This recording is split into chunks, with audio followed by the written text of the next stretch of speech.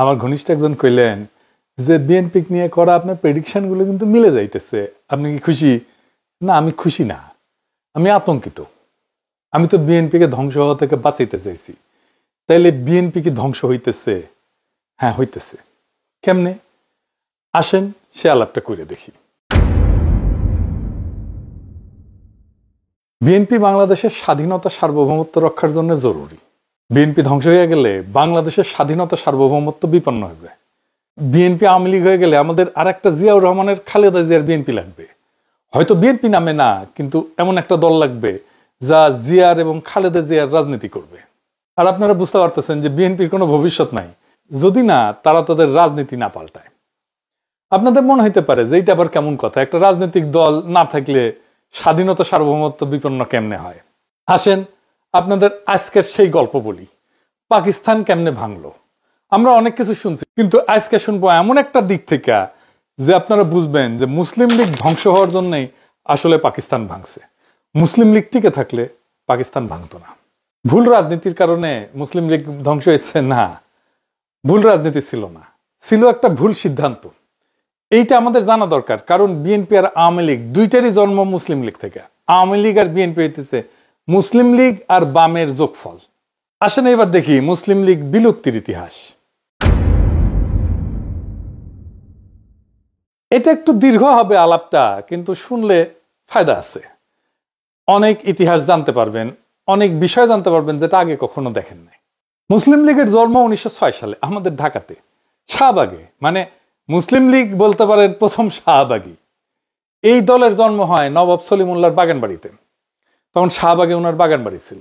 সমস্ত ভারতবর্ষের মুসলমান নেতারা ব্রিটিশ ইন্ডিয়ার অন্য কোনো শহর যেমন লখনৌ, দিল্লি, আগ্রা, লাহোর, হায়দ্রাবাদ, করাচি, বোম্বেতে মিটিং করে এই দলের গোড়াপত্তন করেন নাই, কিন্তু ঢাকায় এই দলের গোড়াপত্তন হয়েছে।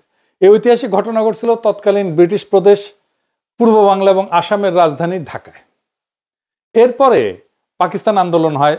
পাকিস্তানের আবির্ভাব ঘটার 7 বছরের মাথায় এই দল বিলুপ্ত হয়ে যায়, জয় বাংলা হয়ে যায়। এটা খালি পূর্ব পাকিস্তান মানে বর্তমানে বাংলাদেশে ঘটে নাই, পশ্চিম পাকিস্তানেও একই ঘটনা ঘটছিল। এর ফলে আমাদের দেশের বুদ্ধিজীবীদের মধ্যে একটা মত প্রচলিত আছে, যেমন সলিমুল্লাহ খান, বদরুদ্দিন নম্বর, অসংখ্য বুদ্ধিজীবী মানুষ সে একই মত প্রচার করছে। কি সেই মত? সেটা হইতেছে মুসলিম লীগ পাকিস্তান তৈরি হওয়ার পর সবগুলো প্রদেশ মানে সিন্ধু, বাংলা, পাঞ্জাব সীমান্ত প্রদেশের প্রাদেশিক সরকার গঠন করে এবং পাকিস্তানের কেন্দ্রীয় গণপরিষদও প্রায় সবগুলো আসন পায়। অল্প কিছু আসন কংগ্রেসের হাতে থাকে। মুসলিম লীগের দুঃশাসন এবং জনবিচ্ছিন্নতার কারণে নাকি এই দল তার সমস্ত জনসমর্থন হারায় ফেলে এবং এর ফলেই নাকি 54 সালে পূর্ব পাকিস্তানের প্রাদেশিক নির্বাচনে ভরাডুবি ঘটে মুসলিম লীগের, আর তাতেই নাকি এই দল প্রায় বিলুপ্ত হয়ে যায়। তো এই বয়ানটা ঐতিহাসিকভাবে সত্য না। অধিকাংশ বাঙালি বুদ্ধিজীবী কোনো ঐতিহাসিক ঘটনার ডিটেইলস অনেক পরিশ্রম কইরা, কষ্ট কইরা, খুঁজে দেখে স্টাডি করে না। তারা খুব উপর ভাষা একটা কাজ করে, মানে উপর দিয়ে খালি খোঁজাখুঁজি করে দেখে, তারপরে আর একটা মতামত তৈরি করে। 2-1 লাইন পরে অল্প কিছু বুঝে সেটা নিয়ে উত্তেজিত হয়ে যায়, বারবার ওইটা রিপিট করতে থাকে। ফলে তাদের এই সস্তা বয়ানগুলো প্রতিষ্ঠা লাভ করে। আজকে আমরা দেখব কেন মুসলিম লীগ বিলুপ্ত হয়ে গেছিল এবং আমাদের বর্তমান রাজনৈতিক ঘটনা পট প্রবাহে এর গুরুত্ব কতখানি। মুসলিম লীগের ইন্টেলেকচুয়াল গডফাদার ছিলেন স্যার সৈয়দ আহমেদ খান। উনার লেখালেখি এবং অ্যাক্টিভিজমকে প্রেরণা ধরে মুসলিম লীগের গোড়াপত্তন হয়। তো স্যার আহমেদ খান কিন্তু নিজে একটা সংগঠন তৈরি করছিলেন, তার নাম ছিল all India Mohammedan educational conference, যেটা একটা মিটিং এর স্থান হিসাবে নির্ধারণ করে 1906 সালে ঢাকার নবাব সলিমুল্লাহর আহসান মঞ্জিলকে। সেই মিটিংয়ে উপস্থিত 3000 ডেলিগেটের সভাপতিত্ব করেন দিল্লির উত্তরপ্রদেশে অবস্থিত মিরাটের নবাব ভিকারুল মুলক মোস্তাক হোসেন। সেই শাহবাগের মিটিংয়ে নবাব সলিমুল্লাহ মুসলমানদের একটা রাজনৈতিক দল গঠন করার প্রস্তাব আনেন, যেটা সর্বসম্মতিক্রমে গৃহীত হয়। এইভাবে জন্ম হয় অল ইন্ডিয়া মুসলিম লীগের। মুসলিম লীগের প্রথম প্রেসিডেন্ট করা হয় প্রিন্স আগা খানকে। এর সাথে ছিল 6 জন ভাইস প্রেসিডেন্ট, 1 জন সেক্রেটারি আর 2 জন জয়েন্ট সেক্রেটারি। সেক্রেটারি ছিলেন উত্তরপ্রদেশের বারহা গোত্রের সৈয়দ নবাব মহসিন উল মুলক। লীগের গঠনতন্ত্র বা সংবিধান, যেটাকে গ্রিন বুক বলা হইতো, সেটা রচনা করেন মৌলানা মোহাম্মদ আলী। তার ভাই মৌলানা শওকত আলীর সাথে মিলে প্রথম বিশ্বযুদ্ধের পর খেলাফত আন্দোলন করেন গান্ধী আর কংগ্রেসের সাথে একজোট হইয়া। মোহাম্মদ আলী জিন্নাহ পরে মুসলিম লীগের প্রেসিডেন্ট এবং প্রধান নেতা হন, কিন্তু তিনি তখন মুসলিম লীগে যোগদান করেননি। যখন মুসলিম লীগ গঠিত হয় তিনি তখন কংগ্রেস করতেন এবং তাকে গোপাল কৃষ্ণ গোখলে বলতো হিন্দু মুসলিম মিলনের অগ্রদূত। জিন্না 1913 সালে মুসলিম লীগের সদস্য হয়েছিলেন এবং 1916 সালে লখনৌয়ে মুসলিম লীগ আর কংগ্রেসের মধ্যে একটা মীমাংসা মিটিং এ উপস্থিত থাকেন, যেখানে কংগ্রেসের প্রতিনিধি ছিল বাল গঙ্গাধর তিলক এবং মুসলিম লীগের প্রতিনিধি হিসেবে পাঠানো হয়েছিল জিন্নাকে। জিন্না কিন্তু তখনও কংগ্রেসের মেম্বার ছিলেন, মানে তখন জিন্না কংগ্রেসও করতেন মুসলিম লীগও করতেন, দুই পার্টি করতেন, বুঝছাও। জিন্না কংগ্রেস ত্যাগ করেন 1920 সালে ডিসেম্বরে। সেই লখনৌ মিটিং এ মুসলিম লীগ আর কংগ্রেসের মধ্যে মিটমাট হয়ে একটা চুক্তি হয়, যেটা ইতিহাসে লখনৌ প্যাক্ট হিসেবে পরিচিত। এটার আর ডিটেলসে গেলাম না আর কি। মুসলিম লীগেও জিন্না কিন্তু নাম কাওয়াস্তে সদস্য ছিলেন। মুসলিম লীগ শুরু থেকে রাজনৈতিক দল হিসেবে শক্ত অবস্থানে যাইতে পারেন নাই, ধীরে ধীরে নিস্তেজ হয়ে যায়, প্রায় অপ্রাসঙ্গিক হয়ে যায়। তখন রাজনীতিতে গান্ধীর আবির্ভাব হয়েছে, সবার চোখ কংগ্রেসের দিকে। এছাড়া লালা রাজপথ রায়, ভগৎ সিং মার্কা কিছু উগ্রবাদী সশস্ত্র বিপ্লবী ছিল। 1933 সালে মুসলিম লীগ আজকের জাতীয় পার্টির মতো বেশ কয়েক ভাগে বিভক্ত ছিল। জিন্না ততদিনে রাজনীতি থেকে অবসর নিয়ে বিলেতে যে ব্যারিস্টারি প্র্যাকটিস করতেছেন, প্রচুর টাকা পয়সা কামাইতেছিলেন।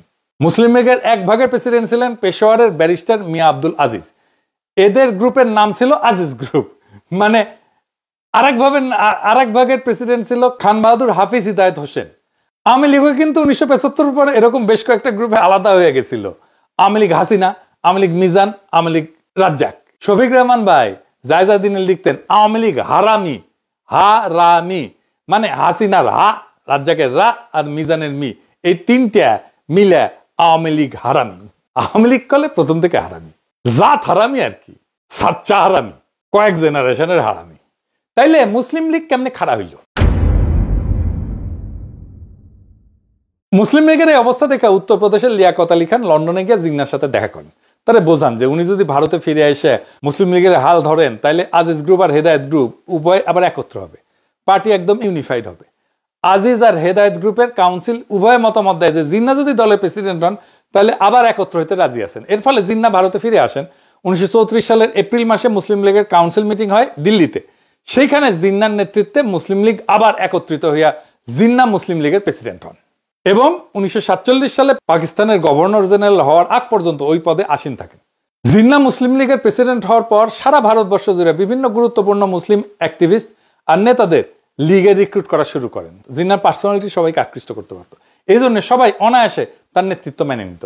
বাংলাতে নবাব সলিমুল্লাহর ভাগনা কিন্তু ছিলেন খাজা নাজিমুদ্দিন, এবং এই ক্যারেক্টারটা খুবই ইম্পর্টেন্ট, এটা মাথায় রেখেন। সবসময় মুসলিম লীগ ছিলেন, যদিও নাজিমুদ্দিন অত্যন্ত দুর্বল একজন ব্যক্তিত্ব ছিলেন, তেমন কোনো ইন্টেলেকচুয়াল বা অ্যাডমিনিস্ট্রেটিভ ক্যাপাসিটি ছিল না, কোনোদিনই ছিল না। ব্যক্তি জীবনে অত্যন্ত অমায়িক ব্যক্তি হওয়ার ফলে সকলেই তাকে পছন্দ করতেন, আমাদের প্রফেসর ইউনুসের মতো। কারোর সাথে নাই, পাশে নাই। হোসেন শহীদ সোহরাওয়ার্দী প্রথম বিশ্বযুদ্ধের পর থেকে বাংলার রাজনীতিতে সরব ছিলেন, খিলাফত আন্দোলনে যুক্ত ছিলেন এবং একসময় কলকাতার ডেপুটি মেয়র ছিলেন। উনি কলকাতাতে ট্রেড ইউনিয়নের রাজনীতির সাথে জড়িত ছিলেন এবং ওইখানকার ইউনিয়নগুলোর মধ্যে ওনার ব্যাপক জনপ্রিয়তা ছিল। নিজস্ব একটা পার্টি ছিল, নাম ছিল অল ইউনাইটেড বেঙ্গল মুসলিম পার্টি। তারপরে সোহরাওয়ার্দী তো বেঙ্গলের মুখ্যমন্ত্রী ছিল। জিন্না সোহরাওয়ার্দীকে কনভিন্স করেন মুসলিম লীগে যোগ দিতে। এর ফলে 1936 সালে সোহরাওয়ার্দী তার পুরো দলবল নিয়ে বেঙ্গল প্রভিন্সিয়াল মুসলিম লীগে যোগদান করেন। ওনাকে দলের সেক্রেটারি করা হয়। বাংলার আরেকজন বড় মুসলমান নেতা একে ফজলুল হকেরও নিজস্ব একটা দল ছিল, মানে শেরে বাংলা কৃষক প্রজা সমিতি, যেটা পরে কৃষক প্রজা পার্টি হয়। এরপরে 1937 সালে ব্রিটিশ ভারতে প্রথম প্রাদেশিক নির্বাচন অনুষ্ঠিত হয়, যেখানে বাংলা প্রদেশে 250টার মধ্যে 120টা মুসলমান আসন ছিল।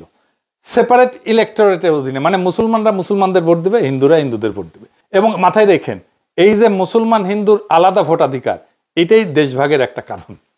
মানে মুসলমান আর হিন্দু একসাথে থাকতে পারবে না, এটাই বোঝায়। এটা গোবিন্দ প্রামাণিক আলাদা ইলেকশনের কথা বলে না, হিন্দু মুসলমান। এইটা যদি হয় তাহলে বাংলাদেশ আর একটা রাষ্ট্র থাকবে না, দুইটা রাষ্ট্র হয়ে যাবে। মাথায় রেখেন এটা। যাই হোক, এই প্রসঙ্গে আর বিস্তারিত আলাপে না যায়। তো এই 250টা আসনের মধ্যে কংগ্রেস পায় 54টা, মুসলিম লীগ পায় 40টা, কৃষক প্রজা পার্টি পায় 36টা, হিন্দু মহাসভা পায় 4টা। হিন্দু মহাসভা হচ্ছে বিজেপির বাপ আর কি। বাকি আসন স্বতন্ত্র প্রার্থী ক্ষুদ্র কয়েকটা দল যেতে।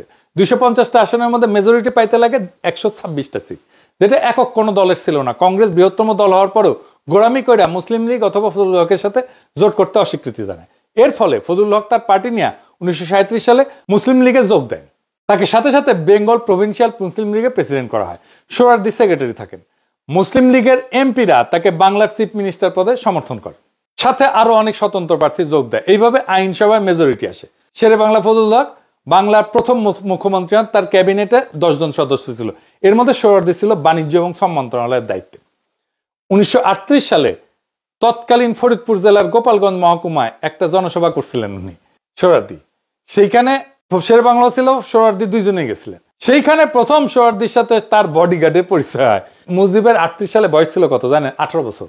তার জন্ম 1920 সালে। লাড্ডাগোড্ডা মুজিব পড়তো গোপালগঞ্জ মিশন স্কুলে ক্লাস 8-এ।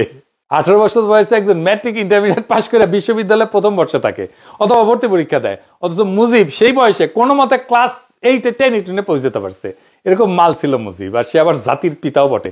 সেই জাতি পুঙ্গা মারা খাইবে না, তোকে পাশে বাড়ি মোগলেস খাইবে পুঙ্গা মারা। যাই হোক, তখনই মুজিবের সাথে সোহরাওয়ার্দীর আলাপ, এরপর চিঠি লেখালেখি শুরু হয়। মুজিব কলকাতায় মুভ করে পুরোদস্ত এবং সোহরাওয়ার্দী বডিগার্ড হিসেবে তার ক্যারিয়ার শুরু করে। এইভাবে মুসলিম লীগের আস্তে আস্তে ডালপালা গজাইতে থাকে। 1940 সালে লাহোরে মুসলিম লীগের বার্ষিক সম্মেলন আহ্বান করা হয়। সেইখানে লীগের সমস্ত মুসলমান নেতারা উপস্থিত থাকেন। যেহেতু ভারতবর্ষের 11টা প্রদেশের মধ্যে একমাত্র বাংলাতেই মুসলিম লীগের সরকার ছিল, তাই বাংলার মুখ্যমন্ত্রী ফজলুল হককে দিয়া ঐতিহাসিক লাহোর প্রস্তাব পেশ করানো হয়। পাঞ্জাবে মুসলমানরা সংখ্যাগরিষ্ঠ থাকার পরেও সেখানে মুসলিম লীগ এবং কংগ্রেস একদম পাত্তা পায় নাই। 1937 সালের নির্বাচনে পাঞ্জাবে ইউনিয়নিস্ট পার্টি নামে একটা বড় দল ছিল, যেটা মেজরিটি আসন যেতে, এবং পাঞ্জাবের প্রথম চিফ মিনিস্টার হয় স্যার সিকান্দার হায়াত খান। স্যার সিকান্দার হায়াতের ছেলে শওকত হায়াত খান মুসলিম লীগের জিন্নার অনুসারী ছিলেন। ইউনিয়নিস্ট পার্টির সাথে মুসলিম লীগের পরে ব্যাপক গ্যাঞ্জাম হয়। 1941 সালে দ্বিতীয় বিশ্বযুদ্ধ শুরু হইলে দিল্লিতে ভাইসরয় একটা ডিফেন্স কাউন্সিল তৈরি করে, যেটা মুসলিম লীগ এবং কংগ্রেস অফিসিয়ালি বয়কট করে। মুসলিম লীগের নিষেধ থাকা সত্ত্বেও শেরে বাংলা সেই কাউন্সিলে মেম্বার হিসেবে যোগ দেন। শেরে বাংলা কিন্তু খুবই লোভী কিসিমের মানুষ ছিলেন, যে জন্য যখন তাকে পদের লোভ কেউ দেখাইতো সেটা গিলতেন উনি। এরকম অসংখ্য উদাহরণ আছে। ফজলুল হক মানে শেরে বাংলা, একে ফজলুল হক, এই নামগুলা শুনলে কাইত হইয়া পড়ে যান না। এটা নিয়ে পরে সুযোগ পেলে আর একবার আলাপ হবে। ফজলুল হকের উপর থেকে মুসলিম লীগের সমর্থন উঠে নেওয়ার পর হক সাহেব হিন্দু মহাসভার শ্যামাপ্রসাদ মুখার্জি আর কংগ্রেসের হিন্দু মেম্বারদের সাথে জোট কইরা আরো 2 বছর মানে 1943 সাল পর্যন্ত ক্ষমতা থাকেন। এইটারে হক মুখার্জি মন্ত্রিসভা বলা হয় ইতিহাসে, মানে সেকুলার হয়েছে। শ্যামাপ্রসাদ মুখার্জি বিজেপির প্রতিষ্ঠাতা, তার মতো ইসলাম বিদ্বেষীর সাথে জোট কইরা হইলেও ক্ষমতায় থাকতেই হবে 2 বছরের জন্য হইলেও। এই হইতেছে শেরে বাংলা। এরপরে আসে 1946 সালের ফাইনাল নির্বাচন। ততদিনে সোহরাওয়ার্দী বাংলার মুসলিম লীগের সবচেয়ে এফিশিয়েন্ট এবং কর্মক্ষম নেতা হিসেবে আবির্ভূত হয়েছে।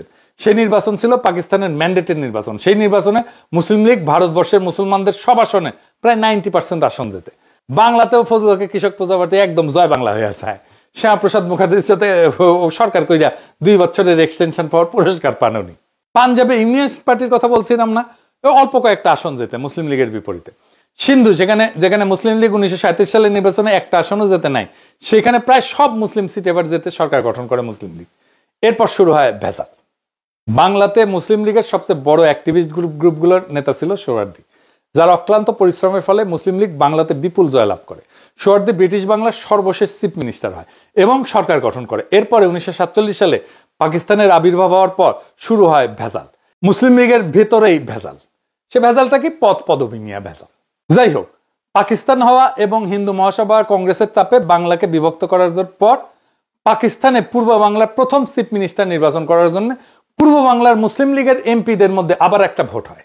এর সাথে যোগ দেয় সিলেট জেলার 17 জন নতুন এমপি, যাদেরকে খাজা নাজিমউদ্দিন গ্রুপ এককভাবে ম্যানেজ করে ফেলে, সিস্টেম করে ফেলে। সোহরাওয়ার্দী দেশভাগের প্রশাসনিক কাজ, দিল্লি দৌড়াদৌড়ি, এগুলো কারণে সেই ব্যাপারে মনোযোগ আর এফোর্ট দিতে পারেন নাই। পশ্চিম বাংলার মুসলমান এমপি যারা সোহরাওয়ার্দীর সমর্থক ছিল, সোহরাওয়ার্দীর লোক ছিল, সোহরাওয়ার্দীর ক্যাডার ছিল, তারা ভারতের অংশে পড়ে যাওয়াতে এই নির্বাচনে অংশ নিতে পারে না। এর ফলে সোহরাওয়ার্দী খাজা নাজিমউদ্দিন গ্রুপের কাছে হাইরা যায় এবং পূর্ব পাকিস্তানের প্রথম চিফ মিনিস্টার হন খাজা নাজিমউদ্দিন। বলছিলাম না স্যার সলিমুল্লাহর ভাগনা। এই ঘটনার ফলাফল ছিল সুদূর প্রসারী। বলা যেতে পারে পূর্ব পাকিস্তান থেকে বিচ্ছিন্ন হওয়ার ঘটনার সূত্রপাত ঘটে এই ঘটনা দিয়ে। কেন্দ্রে যে ক্যাবিনেট গঠন করা হয় লিয়াকত আলী খানের নেতৃত্বে, সেখানেও সোহরাওয়ার্দীকে কোনো ক্যাবিনেট পোস্ট দেওয়া হয় না। বাংলা থেকে ফজলুর রহমান নামে একজন অখ্যাত ব্যক্তিকে কেন্দ্রের শিক্ষামন্ত্রী পদ দেওয়া হয়। এই ফজলুর রহমান কে জানেন? এ হইতেছে সালমানের দরবেশ বাবা, সালমানের রহমানের বাপ। সোহরাওয়ার্দী এই দুঃখে ক্ষোভে পাকিস্তান হওয়ার পর পাকিস্তানে না এসে কলকাতাতে থাকেন। এর ফলে শুরু হয় সোহরাওয়ার্দীর সাথে মুসলিম লীগের নেতাদের দ্বন্দ্ব। এর কয়েক মাস পরে 1948 সালে মুসলিম লীগ থেকে এবং পাকিস্তানের গণপরিষদ থেকে সোহরাওয়ার্দীকে বহিষ্কার করা হয়। পূর্ব বাংলা মুসলিম লীগ নতুন করে কাউন্সিল তৈরি করা হয়, কমিটি গঠন করা হয়। যেখান থেকে সোহরাওয়ার্দী গ্রুপকে ঢালাওভাবে বহিষ্কার করা হয়, মুজিবকে ওই একই সময় মুসলিম লীগের কাউন্সিল থেকে বহিষ্কার করা হয়। শুধু সোহরাওয়ার্দী না, তার বডিগার্ডকেও বের করে দেওয়া হয়। যেহেতু বাংলার মুসলিম লীগের কর্মীদের বিরাট অংশ সোহরাওয়ার্দীর সমর্থকের অন্ধভক্ত ছিল, তারা ন্যাচারালি এই ব্যাপারটা স্বাভাবিকভাবে নেয় না, ক্ষুব্ধ হয়। বাংলায় সোহরাওয়ার্দীর ক্ষুব্ধ সমর্থকরা একদম প্রথম দিক থেকে নাজিমউদ্দিন এবং পরে নুরুল আমিনের সরকারের বিরুদ্ধে তাদের ক্ষোভ ঝাড়ার জন্য যা ইস্যু আছে সামনে সেটা নিয়ে এজিটেশন শুরু করে। এই সোহরাওয়ার্দী যে মুসলিম লীগের উপরে রাগ ঝাড়তেছে আর পূর্ব পাকিস্তানের সমস্ত এজিটেশনে কলকাতায় নাড়তেছে, সেটা সে আইয়ুব খানের কাছে ওপেনলি স্বীকার করছে। আইয়ুব খানের একটা বই আছে, ফ্রেন্ডস নট মাস্টার্স, এইটা সে লিখে গেছে 25 পৃষ্ঠায়, পারলে পড়ে নিন, আমি আর পুরো বিষয়তে গেলাম না আর কি। তো খাজা নাজিমউদ্দিন কেমন মানুষ ছিলেন? খাজা নাজিমউদ্দিন একটা অপদার্থ কাইসিমের মানুষ ছিলেন। তার গ্রুপের তেমন কোনো কর্মী ছিল না। এই বিরাট সংখ্যক ক্ষুব্ধ কর্মী যারা পাকিস্তান আন্দোলনে অত্যন্ত গুরুত্বপূর্ণ ভূমিকা রাখছিল আর সোহরাওয়ার্দীর সমর্থক ছিল, তারা এরপরে মুসলিম লীগ থেকে বের হয়ে নিজেরা 1949 সালে সম্মেলন করে নতুন একটা দল গঠন করে। কি সেই দল? আওয়ামী মুসলিম লীগ। এইটা এর বাংলা অংশের সভাপতি করা হয় মাওলানা ভাসানীকে, যিনি পাকিস্তান আন্দোলনের সময় আসামে ছিলেন। অল পাকিস্তান আওয়ামী মুসলিম লীগের প্রেসিডেন্ট পদে স্বাভাবিকভাবে সোহরাওয়ার্দী সর্বসম্মতভাবে নির্বাচিত হন। ভাষা আন্দোলন থেকে শুরু করে পরের সমস্ত আন্দোলন ছিল মূলত নাজিমউদ্দিন নুরুল আমিন গ্রুপের বিরুদ্ধে সোহরাওয়ার্দী গ্রুপের ক্ষোভের বহিঃপ্রকাশ। আর বাম কমিউনিস্টরা ভারতের মদতপুষ্ট হয়ে এই সময় আওয়ামী লীগের কান্দে ভর কইরা শুরু করে সমস্ত এজিটেশন এবং আন্দোলনে উস্কানি দিতে থাকে। ঠিক এখনকার সাথে মিলায় দেখেন, প্রফেসর ইউনূসকে বসান খাজা নাজিমউদ্দিনের জায়গায়, মিলে? যদি হোসেন শহীদ সোহরাওয়ার্দীকে পূর্ব পাকিস্তানের প্রথম চিফ মিনিস্টার বানানো হইতো, যেটা তার প্রাপ্য ছিল আসলে, তাহলে উর্দু কেন, হিব্রুকে রাষ্ট্রভাষা করলেও কোনো আন্দোলন হইতো না। এবার লিখে দিতে পারি, সেটা হইলে পাকিস্তান জীবনও ভাঙতো না, ভারতের কোনো ষড়যন্ত্রের কাজে আসতো না, সব মাঠে মারা যেত, বাকি সব আজগুবি বয়ান কর্পূরের মতো ভ্যানিশ হয়ে যেত। কিছু ছুটকা ছুটকা মানুষ এদিক ওইদিকে একটু আওয়াজ তুললেও সোহরাওয়ার্দীর ক্যাডাররা তাদেরকে সাইজ করে দিত, মোকাবেলা করতো। হ্যাঁ, সোহরাওয়ার্দী নিজে তো বাংলা বলতো না, বলতেই পারতোই না। নিজে পশ্চিমবঙ্গের উর্দুভাষী মুসলিম ছিলেন, বাংলা দুই লাইন বলতেও পারতো না, লিখতেও পারতো না। উনার সমর্থকরা যে বাংলা ভাষাকে রাষ্ট্রভাষা করা নিয়ে এত মাতামাতি করলো, এটার পিছনে মূল কারণ হইতেছে বাংলা ভাষা প্রীতি না, সেটা হইতেছে নাজিমউদ্দিন নুরুল আমিন গ্রুপের সরকারের প্রতি তাদের ক্ষোভের বহিঃপ্রকাশ। মুসলিম লীগ থেকে এত বড় কর্মী সমর্থকদের বাইর করে দেওয়ার ফলে বাংলা মুসলিম লীগ স্বাভাবিকভাবে অত্যন্ত দুর্বল হয়ে যায়। এর ফলে 1954 সালে বাংলার প্রাদেশিক নির্বাচনের তারিখ ঘোষণা করা হয়। নির্বাচনের আগে ফজলুল হক, যে এতদিন রাজনীতিতে চুপচাপ ছিলেন, মানে শেরে বাংলা ফজলুল হক, উনি আবার সরব হন। প্রথম নির্বাচনে মুসলিম লীগে যোগ দিয়া লীগের প্রার্থী হিসেবে মোকাবেলা করতে চান। পরে যখন দেখেন লীগের কর্মী সমর্থক একদম কমে গেছে, ঠিক তখনই বুঝতে পারে, চালাক মানুষ ছিল, ওই সময় ঠিক করে আওয়ামী লীগে যোগ দেবে। আওয়ামী লীগের প্রস্তাব লুকে নেয় এবং শেরে বাংলাকে তাদের চিফ মিনিস্টার ক্যান্ডিডেট করার প্রস্তাব দেয়। কেন্দ্রের সোহরাওয়ার্দী আর বাংলায় ফজলুল হক তাদের নেতা হবে, এরকম একটা সমঝোতা হয়ে যায়। তখন লীগের মধ্যে সেকেন্ডের একটা ভাঙন হয়, খুব ইন্টারেস্টিং। আপনার ঘটনা শুনছেন কিন্তু বিস্তারিত হয়তো জানেন না। সোহরাওয়ার্দীর বডিগার্ডের গুন্ডামির গল্প, আসেন এটা শুনে দেখি। বাংলার চিফ মিনিস্টার নুরুল আমিনের সাথে মুসলিম লীগের আর একটা উল্লেখযোগ্য গ্রুপের গ্যাঞ্জাম মারামারি হয়, যার নেতা ছিল ফরিদপুরের ইউসুফ আলী চৌধুরী, ডাকনাম ছিল মোহন মিয়া। এই নামে উনি পরিচিত ছিলেন। মোহন মিয়া মুসলিম লীগ থেকে তার অবশিষ্ট কর্মী সমর্থক নিয়ে বের হয়ে হক সাহেবকে বুঝান যে মুসলিম লীগ আওয়ামী লীগ কোনোটা যোগ দেওয়া উচিত হবে না, আমাদের নতুন একটা পার্টি করে আওয়ামী লীগের সাথে জোট করতে হবে। ফজলুল হককে যে যা বোঝায় উনি তাই বুঝেন, আর ওনার যেখানে লাভ সেখানে উনি যান। মোহন মিয়ার বুদ্ধিতে মুসলিম লীগের অবশিষ্ট কর্মীরা ফজলুল হকের নেতৃত্বে কৃষক শ্রমিক পার্টি নামে একটা নতুন পার্টি গঠন করে। এরপরে কৃষক শ্রমিক পার্টি আর আওয়ামী লীগের মধ্যে যুক্ত ফ্রন্ট গঠন করা হয়, সাথে আরো দুই একটা চুটকা চাটকা পার্টি এসে যোগ দেয়। স্বাভাবিকভাবে 54 সালের নির্বাচনে যুক্ত ফ্রন্ট বিপুল সংখ্যাগরিষ্ঠতা পায় এবং মুসলিম লীগ ভ্যানিশ হয়ে যায়। তবে যুক্ত ফ্রন্টও বেশি দিন টেকে নাই, হক সাহেবের এখানেও গুটিবাজি করে এবং আলটিমেটলি আওয়ামী লীগ আর কৃষক শ্রমিক পার্টির মধ্যে জোট ভেঙে যায়। তাদের মধ্যে সংঘাত মারাত্মক আকার ধারণ করে। তার ফাইনাল আউটকাম হচ্ছে 1958 সালে ঢাকাতে সংসদের ভেতরে দুই দলের মারপিট হয় এবং ডেপুটি স্পিকার শাহেদ আলীকে পিটায় হত্যা করা হয় পার্লামেন্টের মধ্যেই। এবং এই মারামারিতে সোহরাওয়ার্দীর বডিগার্ড অংশ নেয় শঙ্কর মাছের লেজের চাবুক নিয়ে। তার ব্যাগের মধ্যে এটা সবসময় থাকতো, হ্যাঁ সবসময় থাকতো আর কি, হ্যাঁ বেডরুমও থাকতো। এটা দিয়ে আবার বিডিএসএম ইউজ করতো কিনা জানি না, বিডিএসএম কি গুগল করেন, সবকিছু কয়া দেওয়া যাবে না। যাই হোক, মুসলিম দিক থেকে কর্মী সমর্থক নেতাদের এই দুই দফা ভাঙনের ফলে দলটা একদম নিঃশেষ হয়ে যায় এবং এটাই তাদের বিলুপ্ত হওয়ার একমাত্র কারণ। আমাদের যে প্রচলিত বয়ান যে মুসলিম লীগ জনবিচ্ছিন্নতার দুঃশাসনের কারণে একটা নির্বাচনে হেরেই বিলুপ্ত হয়ে গেছে, সেটা ভুয়া একটা বয়ান। এটা আজকে বুঝলেন তো, একেবারে চোখে আঙুল দিয়ে দেখাই দিলাম। এইবার আসেন বাংলাদেশের বর্তমান রাজনীতির সাথে বিএনপির সাথে এটার কি সম্পর্ক। ডাকসুতে বিএনপি যে মারাটা খেলো না, এই মারা আগামীতে সে খাইতেই থাকবে যদি সে তার খাইসলত না বদলায়। ভোটের রাজনীতিতে বিএনপির আসল জায়গা, ভোটের জায়গাটা হচ্ছে যেটাকে কনস্টিটিউয়েন্সি বলা হয়, সেটা হচ্ছে তার মুসলিম ভোট, মুসলিম জাতিবাদী ভোট, সাধারণ মুসলমানের ভোট। এক অর্থে এইটাই জিয়াউর রহমানের বিএনপি এবং তার রাজনীতি, এটা এক অর্থে বিএনপির পিতৃ পরিচয় বটে। আর এইবার বিএনপি তার বাপের পরিচয় অস্বীকার করে আওয়ামী লীগের রাজনীতিতে মাথা ঢুকাইতে গেছিল, হাসিনার ফেলে দেওয়া গু খাইতে গেছিল। বিএনপির এই প্রো ইন্ডিয়ান রাজনীতি করতে যাওয়ার কারণে তার মুসলিম জাতীয়বাদী কনস্টিটিউয়েন্সি থেকে পুরো আইসোলেটেড হয়ে গেছে। আমি আগে কইছিলাম বিএনপি জাতীয় সংসদ নির্বাচনে জেতার চান্স কম, কইছিলাম না? এখন আমি শিওর বিএনপি জিতবে না, সরকার গঠন করতে পারবে না। এডিটর সাহেব বিউ গলে না বিষণ্ণ সুর দেন না, এরা মেলা দিন শুনি না, তো বিদায়ের একটা সুর দেওয়া ভালো আর কি, ক্ষমতা আসার আগেই ক্ষমতা থেকে আল। আমি কইছিলাম যে বিএনপি ইন্ডিয়া তাদের প্রচুর গব্য, নিজের বিএনপি নিজের মারিছে, অনেকে তত্ত্বা নিতেছে ছাত্র সংসদ নির্বাচন আর জাতীয় সংসদ নির্বাচন এক জিনিস না। এরাই কইছিল বট বাহিনী ভোট দিলে শিবির জিতবে, শিবিরের জনসমর্থন নাই, আছে বট বাহিনী। তত্ত্ব জানার আনুক কাম যা হওয়ার সেটা হয়ে যাবে ইলেকশনের সময়, ওই দিন বুঝবে। ডাকসু ইলেকশনের মধ্যে দিয়ে বাংলাদেশের সাধারণ মুসলমানরা তার রাজনৈতিক এজেন্সি খুঁজে পাইছে, সে নিজে রাজনৈতিক ভাবে শক্তিশালী হয়েছে, সে জাতীয় নির্বাচন ও ব্যালটে রায় দিবে। আর বিএনপির বাইরের রাজনৈতিক শক্তি তো বসে থাকবে না। তাহলে এখন কি বিএনপি ধ্বংস হয়ে যাবে? এই প্রো ইন্ডিয়ান পলিটিক্যাল লাইনে কোনো চান্স নাই বাঁচার। আমরা চেষ্টা করছি, লাভ হয় নাই। 2 নম্বর হইতেছে বিএনপি ইতিমধ্যে নিজেকে অকৃতজ্ঞ একটা দল হিসেবে প্রতিষ্ঠিত করে ফেলছে। জামাতের সাথে জোট করে এতদিন রাজনীতি করে সে জামাতের সাথে যে আচরণ করছে, আবার আমাদের সাথে এই হাসিনা বিরোধী আন্দোলনে আমাদের এত বেনিফিট পাইছে, আমাদের এত সাপোর্ট পাইছে, এক সময়কার রাজপথের সহযোদ্ধা তাদের সাথে যে আচরণ করছে, তার সাথে কোনো রাজনৈতিক দল কোনো ইন্ডিভিজুয়াল ঐক্য করবে না। সিপিবি তো আওয়ামী লীগের কুসুম বিরোধিতা করছে, কিছু বলছে হাসিনা সিপিবি কে? জাফরুল্লাহ ভাইও তো কম হাসিনা বিরোধিতা করে নাই, কিছু বলছে হাসিনা? বলে নাই, কারণ জাফরুল্লাহর সাথে শেখ মুজিবের একটা সম্পর্ক ছিল। এক সময়ের মিত্রের বিষয়ে হাসিনার একটা নৈতিক অবস্থান ছিল, যেটা বিএনপির নাই। বিএনপি এই ক্ষেত্রে আওয়ামী লীগের চাইতেও খারাপ, সে রাজনৈতিক বিরোধী থেকে ব্যক্তিগত শত্রুতায় পর্যবসিত করে। তাই বিএনপির আশা আমাদের সাইডে দিতে হবে। বিএনপি একটা সিংহ, কিন্তু দুর্বল সিংহ, এইরকম হারুপাট্টি, যতগুলো ইলেকশন করবে সবগুলো হারবে। জাহাঙ্গীরনগর ইলেকশন নিয়ে কি কাণ্ডই না করলো দেখেছেন তো। চিটাগাং রাজশাহী ইউনিভার্সিটিতে পার্টিসিপেট করে কিনা দেখেন। আমাদের তাইলে কি করতে হবে? আমাদের দ্রুত একটা রাজনৈতিক ফ্রন্ট করার দিকে অগ্রসর হইতে হবে, যে ফ্রন্টের কথা আমি বলছিলাম। না হলে রাজনৈতিক শূন্যতা তৈরি হবে। এই ফ্রন্টের আদর্শিক নেতা হবেন জিয়াউর রহমান, তার রাষ্ট্রচিন্তা। বিএনপি কোণঠাসা বা নিষ্ক্রিয় ট্রু ন্যাশনালিস্টরা তাদেরকে একটা স্পেস দিলে তারাও চলে আসবে দলে দলে।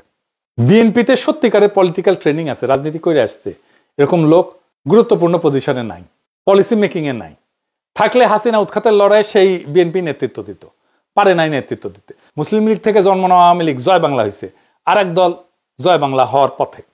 বাংলাদেশের রাজনৈতিক ইতিহাস আমাদেরকে দেখায় যে দল তার শেকড় জনগণের আসল কনস্টিটিউয়েন্সি থেকে বিচ্ছিন্ন হয়ে যায়, সে দল টেকে না। মুসলিম লীগ তার উদাহরণ। আর আজ বিএনপি সেই ক্রুশিয়াল ভুলের পুনরাবৃত্তি করছে, নিজের অস্তিত্বের মাটিকে অস্বীকার করে প্রো ইন্ডিয়ান লাইনে গিয়ে জামাতের সাথে অমানবিক সম্পর্ক তৈরি করছে। তার এক সময় রাজনৈতিক সহযোদ্ধাদের সাথে অমানুষের মতো আচরণ করছে। বিএনপি নিজের ঘর নিজেই ভাঙছে। কিন্তু তার মানে এই না জিয়াউর রহমানের রাজনীতি হারায় যাবে। জিয়াউর রহমান যেমন বাকশালের ধ্বংসস্তূপ থেকে নতুন রাষ্ট্র চিন্তা দাঁড় করেছিলেন, আজ তার চিন্তাধারার মধ্যে আছে বাংলাদেশকে বাঁচানোর শক্তি।